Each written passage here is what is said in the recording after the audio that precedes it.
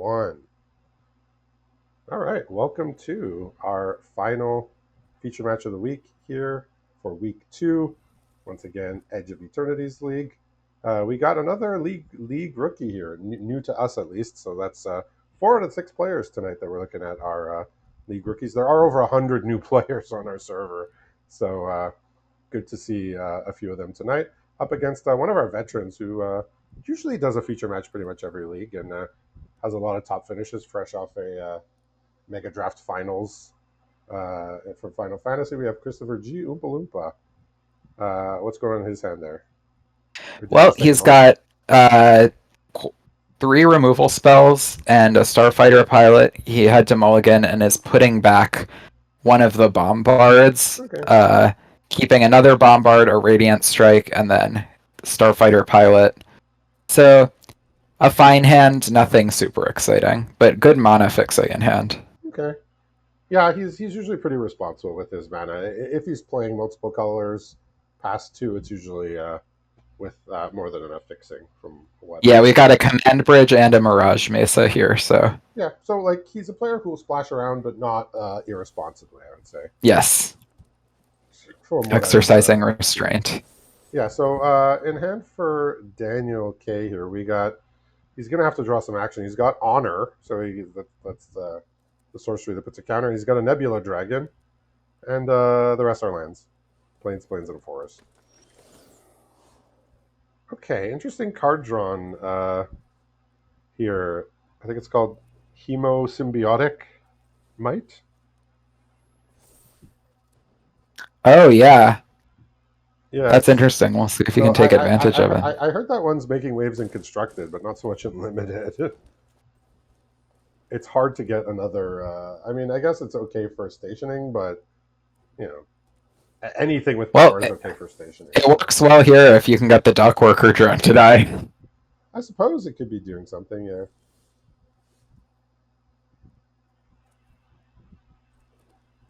So If you ever get 2 of them, they do cascade into each other nicely. okay. I mean, I guess so. Yeah, it's just a card. It's like it's a lot of work, and the payoff is you can maybe pump your thing.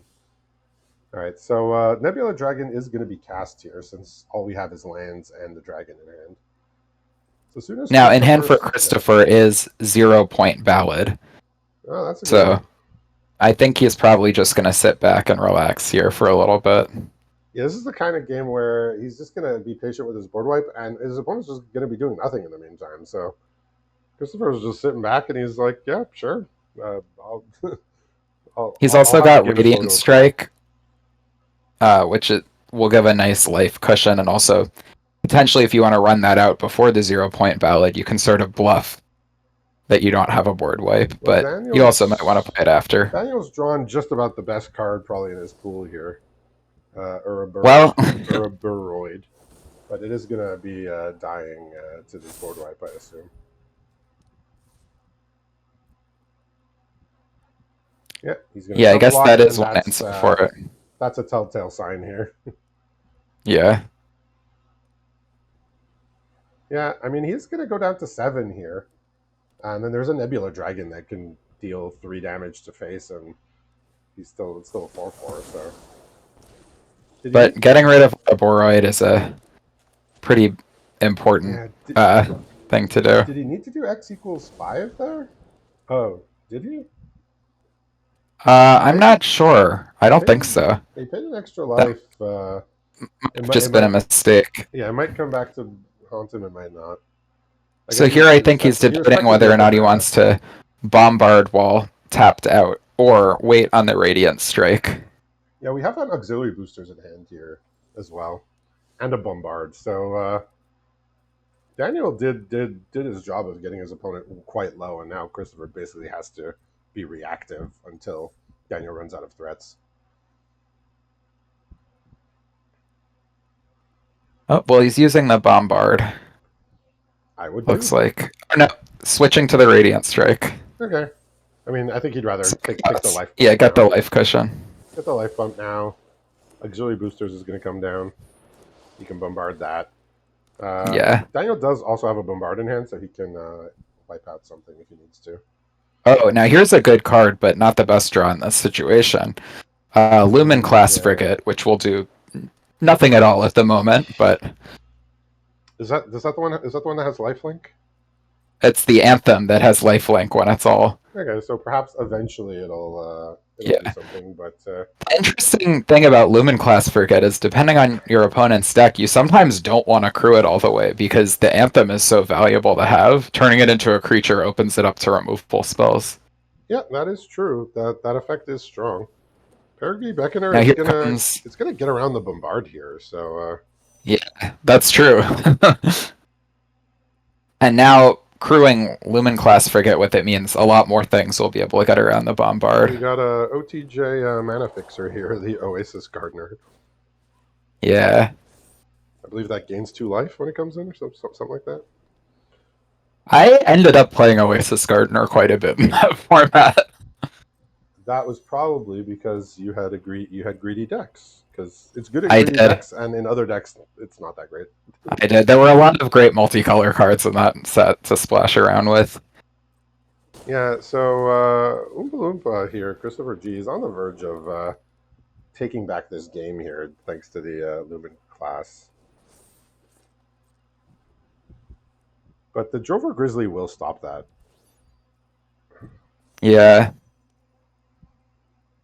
but you are priced into having to do that because otherwise you die. Does he have? Does he not have a? He doesn't have a removal, huh? Nope, Oh, just lands in oh, hand. we've got another auxiliary boosters here, so we could just could suit up both of them, I guess.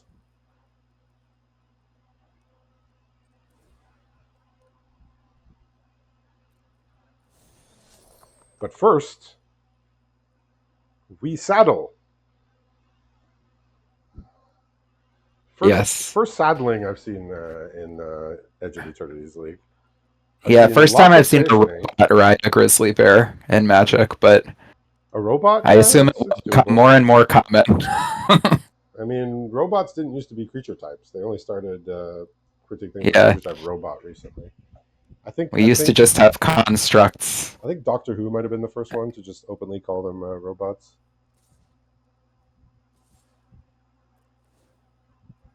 Now here you can block the Oasis Gardener and go Yeah, with the one, which I bombard think here, I has think got to he's be the actually play. gonna get it pretty Yeah, good. Yeah. So he did the good combat math here with the trample, and the bombard was he calculated lethal. So pretty nice play out there. I mean, he missed some. He didn't have a lot to do in the sort of middle-ish turns, but once the board wipe came, it got him pretty low, and the Nebula Dragon got him 3 damage more, and then it was just Christopher did not have enough removal to keep up with things. So yeah, we got a Naya deck here. Red is very solidly the third color, but he's still playing like 2 drops in red and things. So it's definitely a 3 color deck. He does have a second copy of the Ouroboros there. which is, I believe, the highest win rate card in the set. Makes sense.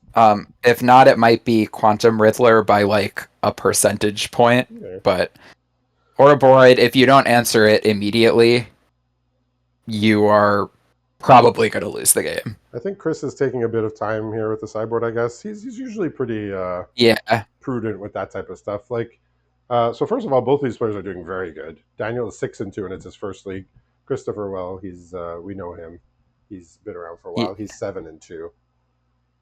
yeah. He took another look at that Ouroboros in the graveyard, Yeah, and taking another look at the graveyard. I think just trying to figure out how many ways can I side in that will be able to deal with yeah, and Christopher's a bomb like he's that. kind of like a sneaky good player because he doesn't like we don't see him that much in like chatting and stuff in the Discord.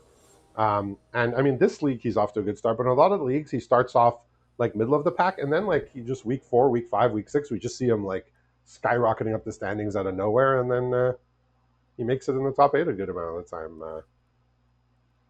He's not Yeah, like sometimes you just need a couple packs to get the pool going, I yeah, guess. yeah, like I rarely ever see him go like 5-0 or like 8-2 in the first couple weeks or 5-0 week 1.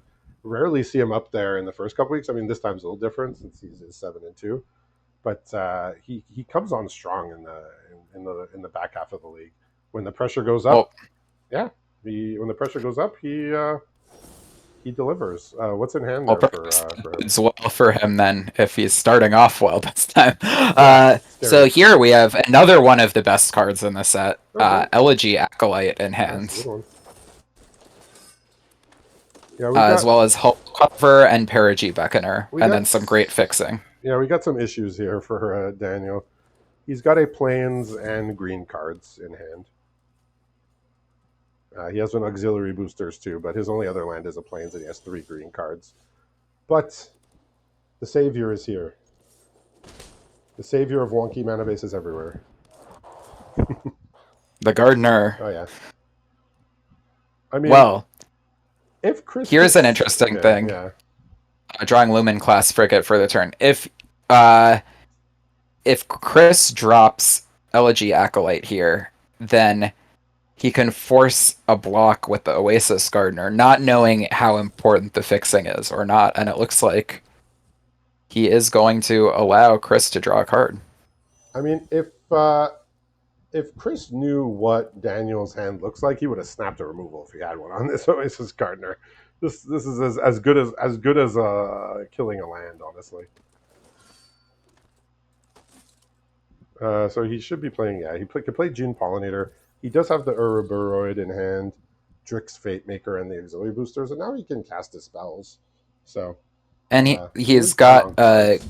a great suite of blockers here to prevent Elegy Acolyte from getting too many more cards in the near future. But Lumen Class Frigate is going to make the combat math a little bit more difficult, especially after this Ooh, Perigi Beckoner warped in is presumably yeah. going to crew it. And yes, we see it getting stationed. Sorry, Zooming in not crewed. station, not crew. Hello. And here's a big life swing. I don't think a day has gone by when I've been on a Discord chat and somebody hasn't said crew. But yeah, we all know what everybody means. All good. And the draw there was Command Bridge, so it is 4 lands in hand right now for Christopher. Okay, so if Daniel can get through this like sort of rough patch here, he does have powerful cards. Like he has Ouroboros here to start just making his creatures obscenely large. Perigi Beckoner can come down again next turn for another big life swing, but But he I has do Ouroboros. feel like once Ouroboros shows up and even gets off the first trigger, we're kind of in the 0 point ballad waiting room because I just don't know how you deal with the board after that. Yeah, Chris does have enough life to play with for a while, so now he gets to put 2 counters on everything and just Oh, and especially with Drix Fate Maker in play, that's they're going all to going to happen have again trample next turn. too. That's going to happen next turn where he could put a 4th counter and then everything gets 4 counters, and the game might just straight up end really Yeah. soon. This card, it's like kind of like what we saw with the Cosmo Grand Zenith. It like comes down. This one asks even less of you. Cosmo Grand Zenith said cast 2 spells. This just says have another creature in play.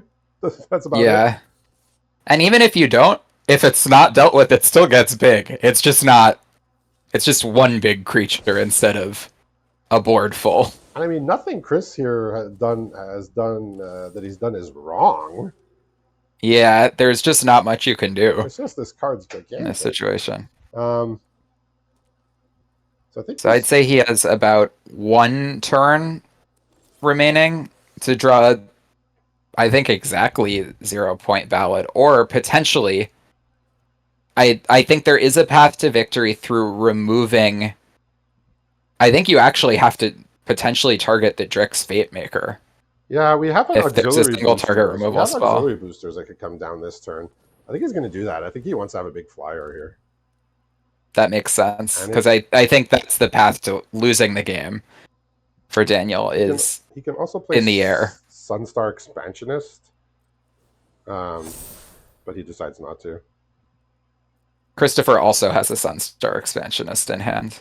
Yeah, Now here's a but Pulse Squadron Ace, which is a nice card, can find the yeah. Lumen class frigate, but in this instance, I don't think it does too I mean, look much. at this board. Like he's just gonna like next turn Yeah. he has to be extremely dead here when trample comes down. Already, any of the creatures on the board are bigger than the biggest creature in most games of Limited. yeah, just this card is scary. Just Chris. I mean, if his mistake was he didn't have a removal spell in hand, I mean, that's not really a mistake you can really give him a hard time over because he had a Yeah. pretty reasonable start. Did Chris, and he did get a couple extra cards from the acolyte and just get in for damage, get a bunch of life, put himself in a good position to beat most cards, but this, or although Yeah. it is not most cards. So everything is looking to get 8 counters next turn and have trample. Yeah, well, I 0 point ballot is still an out. Uh, I mean, he has to draw it this turn, no? I believe he can. No, I guess he can't I survive because they'll don't all think have he can trample. survive this. Like, it's going to be like 100 damage more. Yeah, they're all gonna have trample. It's going to So be well over 100 damage because the smallest creature is going to be a 15/15, I think.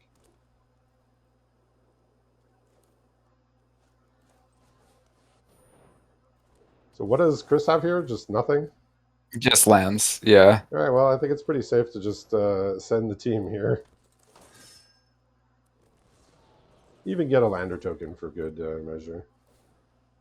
I think this is. I mean, Yeah. I guess if there's a removal for the Fate Maker, Chris can live by just chumping everything. Yeah. But yeah, this is well over 100 damage. So again, kind of like we saw in the last round, no expert analysis required for this. This card's just silly. Stays in play for 2 or 3 turns, takes over the game. Not that Chris did anything wrong, just had a perfectly normal start to the game. Played a couple of rares, drew some cards, had good I'm creatures, glad they but printed that one at Mythic. yeah, I mean, I'm glad we don't see it very often because it was not a pleasant experience, I'm sure, to play against it there. So congratulations to Daniel on the win here. Very good start to his first league at 7-2. Thanks for watching. See you next week.